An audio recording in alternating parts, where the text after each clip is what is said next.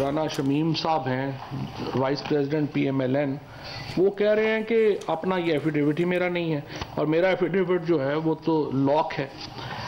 अब सवाल ये पैदा होता है कि वो लॉक एफिडेविट जो है वो अखबार तक कैसे पहुंचा। लग यूं रहा है कि एफिडेविट जो है वो नवाज शरीफ साहब के जरिए इस अखबार तक पहुंचा। मुझे उम्मीद है कि अदालत उसका भरपूर नोटिस लेगी और इसको भी एक मंतकी इंजाम तक पहुंचाया जाएगा। फवाद चौधरी के नून लीग पर वार, कहा कि राना शमीम कह रहे हैं कि उनका बयान हलफी लॉक में है। ऐसा लगता है कि बयान हलफी नवाज शरीफ के जरिए अखबार तक पहुंचा। कहा जिस तरह अदलिया के खिलाफ मुहिम चल रही है, उम्मीद है अदालत इस पर कार्रवाई करेगी। फवाद चौधरी ने कहा कि इलेक्शन कमीशन को चाहिए कि आइंदा इंतखाबात इलेक्ट्रॉनिक वोटिंग मशीन पर करवाए। EVM पर इलेक्शन होने पर ही इलेक्शन कमीशन को फंड्स मिलेंगे। फवाद चौधरी ने मुल्क में महंगाई का जिम्मेदार एक बार फिर सिंध हुकूमत को करार दे दिया। गिलगित बल्तिस्तान के साबिक चीफ जज राना शमीम के बयान हलफी पर तौहीन अदालत केस। इस्लामाबाद हाई कोर्ट ने सवाल किया, 3 साल बाद लंदन में बयान हलफी किस मकसद के लिए दिया। राना शमीम ने बताया बयान हलफी सरबमोहर था, नहीं मालूम किस तरह लीक हुआ। बयान हलफी शाये होने के बाद राबता किया गया तो कंफर्म किया, नहीं मालूम जो बयान हलफी रिपोर्ट हुआ कौन सा है। पहले रिपोर्ट किया जाने वाला बयान हलफी देख लें। अटॉर्नी जनरल ने कहा जिस शख्स ने बयान हलफी दिया उसे याद ही नहीं कि बयान हलफी में क्या लिखा है। अगर इन्हें नहीं मालूम तो फिर ये बयान हलफी किसने तैयार करवाया। केस में मीडिया का किरदार सांदी है, मीडिया के खिलाफ कार्रवाई मौखर करके राना शमीम से जवाब मांगा जाए। इस्लामाबाद हाई कोर्ट का राना शमीम को ओरिजिनल बयान हलफी और शो कॉज नोटिस का तहरीरी जवाब जमा कराने का हुक्म। Chief justice Islamabad high court Athar Minallah ने रिमार्क्स दिए, तौहीन अदालत पर यकीन नहीं रखते, जजेस को तनकीद का सामना करना चाहिए। सियासी बयानी के लिए कम अज कम इस हाई कोर्ट को बदनाम करने से बाज रहें। मजीद समात 7 दिसंबर तक मुलतवी।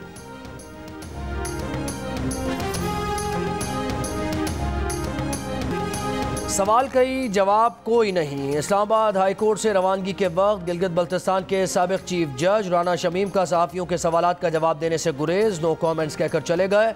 राना शमीम ने अपने बयान हलफी में इंकशाफ किया था कि साबिक चीफ जस्टिस पाकिस्तान साकिब निसार ने इस्लामाबाद हाई कोर्ट के एक जज को यह हुक्म दिया था कि वो 2018 के इंतखाबात से कबल नवाज शरीफ और मरियम नवाज को जमानत पर रिहा ना करें।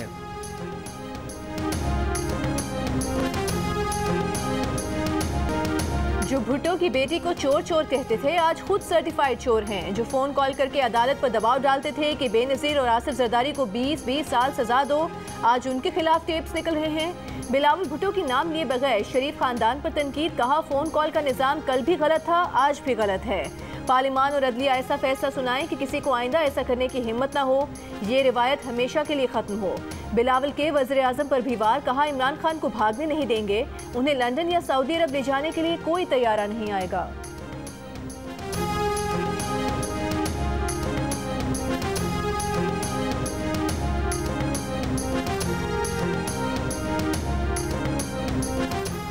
Housing societies, shopping mall, marriage hall, cinema, petrol pumps दिफाई मकासद तो नहीं। पूरे पाकिस्तान में कैंटोनमेंट बोर्ड की अराजी पर यह सिलसिला जारी है। कैंटोनमेंट अराजी पर कमर्शियल सरगर्मियों के खिलाफ केस की समात में चीफ जस्टिस का इजहार बरहमी। रिमार्क्स दिए कि कराची में फैसल बेस पर स्कूल और शादी हॉल बने हुए हैं, कोई भी शादी का मेहमान बनकर रनवे पर भाग रहा होगा। कहा जा रहा है कि मसरूर और कुरंगी एयर बेसिस बंद किए जा रहे हैं, एयर बेसिस बंद करके वहां कमर्शियल सरगर्मी शुरू करेंगे। कारसाज में बड़ी बड़ी दीवारें खड़ी करके सर्विस रोड भी अंदर कर दी गई। पर्ल मार्की और ग्रैंड कन्वेंशन हॉल अभी तक बरकरार है। गिजरी रोड पर रातों रात बिल्डिंग खड़ी कर दी गई। हम अभी सोकर नहीं उठे थे कि इन्होंने बिल्डिंग खड़ी कर दी। चीफ जस्टिस ने सेक्रेटरी दिफा से पूछा कि हमें बताएं कि आगे का क्या प्लान है आपका, क्या सिनेमा, शादी हॉल, स्कूल्स और घर बनाना दिफाई मकासद हैं। अदालत का काला पुल के साथ वाली दीवार और ग्रैंड कन्वेंशन हॉल आज ही गिराने का हुक्म। कैंटोनमेंट अराजी पर जारी कमर्शियल सरगर्मियों से मुताल्लिक सेक्रेटरी दिफा की रिपोर्ट गैर तसल्ली बख्श करार।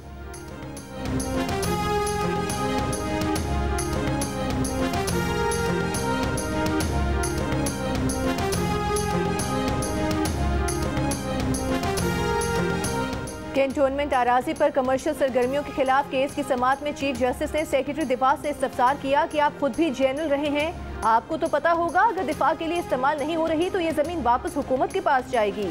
सेक्रेटरी साहब, आपके आर्मी ऑफिशियल्स ने ज़मीन खरीदी और बेच कर चले गए, फिर ये ज़मीन 10 हाथ आगे बिकी, आप कैसे वापस लेंगे? सेक्रेटरी दिफा ने अदालत को बताया कि स्ट्रेटेजिक मकासद की इस्तिलाह का दायरा कार वसी है।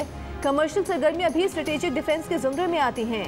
अमन के वक्त रिफाही मकासद और फौज का मोराल बुलंद रखने के लिए ये सरगर्मियाँ होती हैं।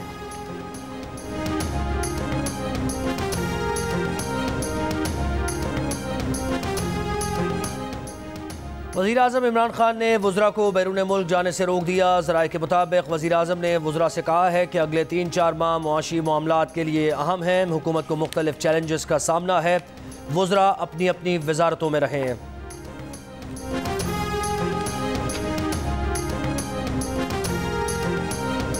कोरोना पैकेज के तहत वज़ीर-ए-आज़म ने आवाम के लिए 500 अरब रुपए के रिलीफ पैकेज का ऐलान किया। 314 अरब रुपए जारी ही ना हो सके, आवाम में सिर्फ 116 अरब रुपए ही तकसीम किए गए। ऑडिटर जनरल की रिपोर्ट में इंकशाफ। रिपोर्ट में कहा गया है कि दिहाड़ीदार मुलाजमीन के लिए ऐलान किए गए 200 अरब रुपए में से सिर्फ 16 अरब जारी हुए।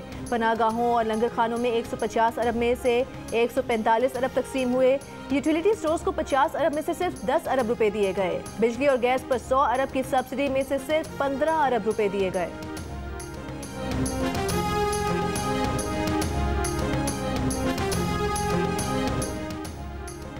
सेल्स टैक्स रजिस्ट्रेशन के खिलाफ ऑल पाकिस्तान अंजुमन ताजरान का इस्लामाबाद में एहतजाज। मुल्क भर से आए ताजिर सेरीना चौक पर जमा हो गए। इंतजामिया ने सेरीना चौक पर कंटेनर खड़े कर दिए, ताजिरों को आगे बढ़ने से रोक दिया। ताजिरों ने आज वज़ीर-ए-आज़म सेक्रेटेरिएट के सामने जाकर एहतजाज का प्रोग्राम बना रखा है। ताजिरों का मुतालबा है कि पॉइंट ऑफ सेल पर डिवाइस के कानून को ख़त्म किया जाए। 80 लाख ताजिरों के लिए फिक्स टैक्स का निज़ाम लागू किया जाए। ताजिरों ने एहतजाज ख़त्म करने का ऐलान कर दिया।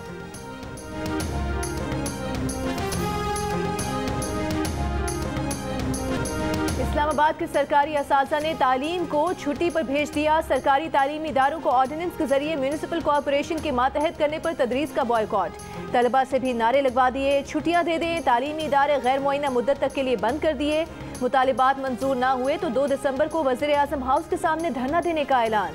विफाकी वज़ीर तालीम शफ़क़त महमूद का कहना है कि दुनिया भर में तालीमी इदारे लोकल गवर्नमेंट के मातहत ही हैं। सरकारी मुलाजमीन के साथ नाइंसाफ़ी नहीं होगी।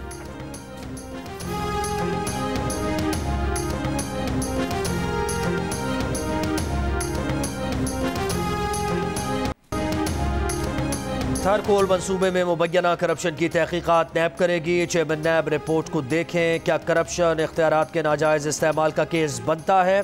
चीफ जस्टिस ऑफ पाकिस्तान के रिमार्क्स। कहा ऑडिटर जनरल की रिपोर्ट पर वज़ीर आला सिंध समेत किसी को इसलिए दिलचस्पी नहीं क्योंकि सारा पैसा एक अकाउंट से निकल कर दूसरे में चला गया। थर के लोग बुनियादी सहूलियात और पीने के पानी को तरस रहे हैं। RO प्लांट ज़रूरत के मुताबिक कायम नहीं हुए। ठट्टा, मनोड़ा और सजावल के हालात भी अच्छे नहीं। मोबाइल एमरजेंसी हेल्थ यूनिट की सहूलत भी फराहम नहीं की गई। बज़ाहिर तरक्याती और फलाही फ़ंड्स में खुर्द-बुर्द और बेज़ाब्तगियाँ हुई। फ़ंड्स का गलत इस्तेमाल हुआ। अदालत का सरकारी फ़ंड्स की खुर्द-बुर्द में मुलव्वस अफराद के खिलाफ कार्रवाई का हुक्म। चेयरमैन नैब को ऑडिटर जनरल रिपोर्ट का जायज़ा लेकर 3 माह में रिपोर्ट पेश करने की हिदायत।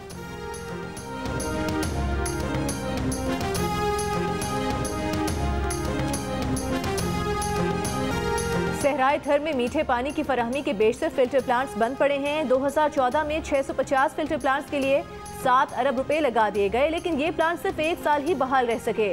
रवा साल भी बहाली के लिए फिर से 50 करोड़ रुपए पानी में डाल दिए, लेकिन थरी बासियों को मीठा पानी न मिल सका। मुलाजमीन का कहना है कि 6 माह से तनख्वाह भी बंद है।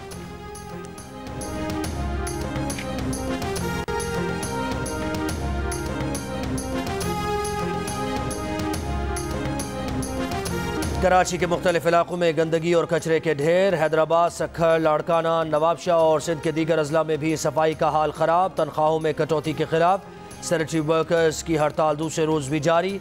मुख्तलिफ मकामात पर गंदगी के ढेर लग गए। मुलाजमीन का कहना है कि मुतालबात तस्लीम किए जाने तक हड़ताल जारी रहेगी।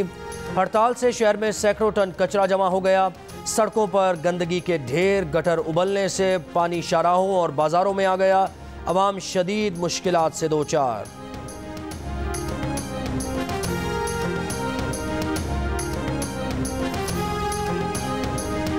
मुल्क के मुख्तलिफ शहरों में गैस की लोड शेडिंग से शहरी आज भी परेशान। बढ़ती सर्दी के साथ गैस न होने से मुश्किलात बढ़ गईं। पेशावर, सरगोदा, मुल्तान, बहावलनगर और सक्खर समेत कई शहरों में गैस की किल्लत।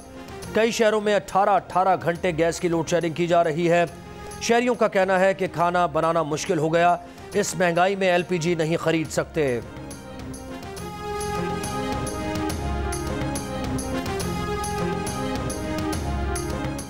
सुप्रीम कोर्ट का रुकने कौमी असम्बली अली वजीर को जमानत पर रिहा करने का हुक्म। 4 लाख रुपए के जमानती मचल के जमा कराने की हिदायत।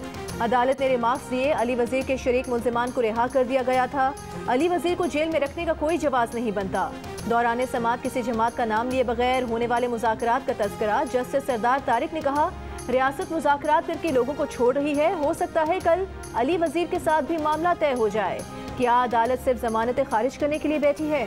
अली वजीर को 16 दिसंबर 2020 को गिरफ्तार किया गया था।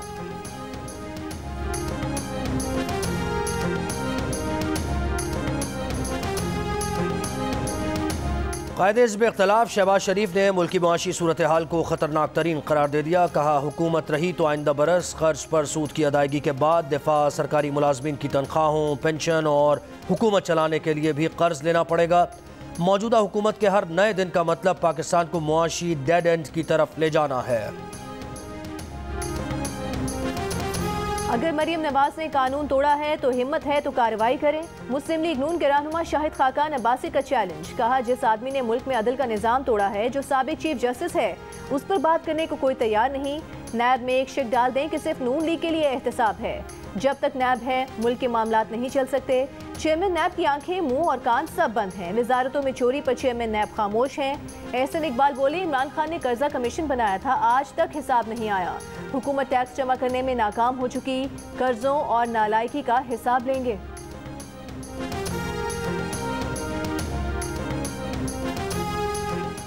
वफाकी वज़ीर इत्तलात फवाद चौधरी कहते हैं, टेक्सटाइल एक्सपोर्ट 20 अरब डॉलर के हदफ के हसूल के करीब है। चावल की 9 बिलियन टन की रिकॉर्ड फसल हुई, 4.25 अरब डॉलर की एक्सपोर्ट होगी। चीनी, टमाटर, प्याज की कीमतें मुसलसल कम हो रही हैं। मजाल है कोई अच्छी खबर हमारे मीडिया पर आ जाए। कहते हैं लोग अच्छी खबरों में दिलचस्पी नहीं लेते, ये अच्छी मंतिक है।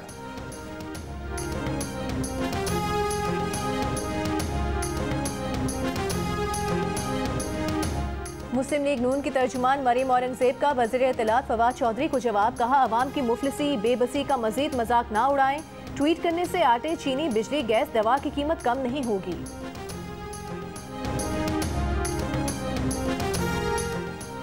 सुप्रीम कोर्ट ने खैबर पख्तूनख्वा में बल्दियाती इंतखाबात के शेड्यूल में तब्दीली की। सूबाई हुकूमत की दरख्वास्त मुस्तरद कर दी। अदालत ने करार दिया कि बल्दियाती इलेक्शन शेड्यूल जारी करने में पहले ही 2 साल ताख़ीर हो चुकी है। बल्दियाती इंतखाबात जमाती बुनियादों पर ही होंगे। जस्टिस मंसूर अली शाह ने कहा, बल्दियाती इंतखाबात जमाती बुनियादों पर कराने के फैसले के खिलाफ कोई भी सियासी जमात अदालत में नहीं आई। सियासी जमातों को आकर कहना चाहिए कि हाई कोर्ट के फैसले से नुकसान हो रहा है। जस्टिस बंदयाल ने रिमार्क्स देते हुए कहा कि मुल्क में जमहूरियत को तक़वियत देने के लिए सियासी जमातों को मजबूत करना ज़रूरी है।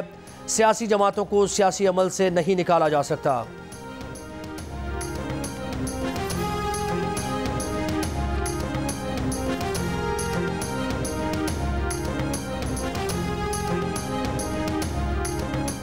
रियासत मदीना के दावेदार बिला ताखीर कोरोना फंड के 40 अरब रुपए का हिसाब दें। सेनेटर इरफान सिद्दीकी का बयान।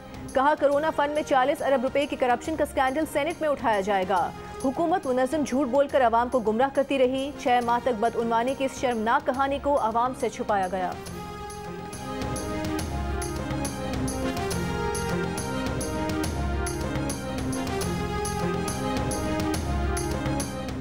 मुल्क में कोरोना मुस्बत केसेस की शरह में मामूली इजाफा। 24 घंटे में कोरोना मुस्बत केसेस की शरह 1.1% रिकॉर्ड की गई। कोरोना से मजीद 10 अफराद इंतकाल कर गए। मजीद 475 नए केसेस सामने आए। पंजाब में कोरोना के मुस्बत केसेस की शरह 0.5% और लाहौर में 1.3% रही। कोरोना की नई किस्म ओमिक्रॉन से बचाव के इकदाम। पंजाब में कल से रेड के नाम से वैक्सीनेशन मुहिम शुरू की जा रही है।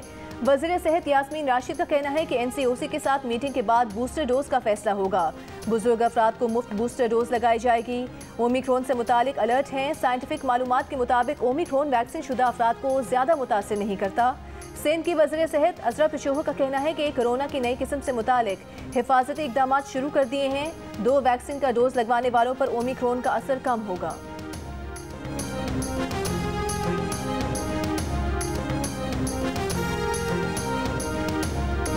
भारतीय टेनिस स्टार सानिया मिर्जा को कराची की बिरयानी भाग गई। कहती हैं कि वो खुद हैदराबादी बिरयानी की शौकीन हैं, लेकिन कराची की बिरयानी का जवाब नहीं। लाहौर की भी तारीफ, कहा जिन्हें लाहौर ने देखा और जमिया ही नहीं। स्टार सानिया मिर्जा की लाहौर के टेनिस कोर्ट में इसामुल हक और अकील खान के साथ प्रैक्टिस।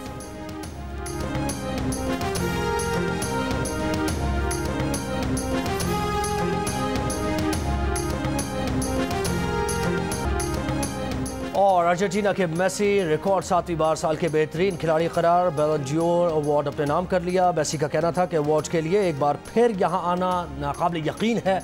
2 साल पहले अवार्ड लेते हुए सोचा था कि ये आखिरी बार है। लायनल मेसी ने रवां साल अब तक 40 गोल किए हैं।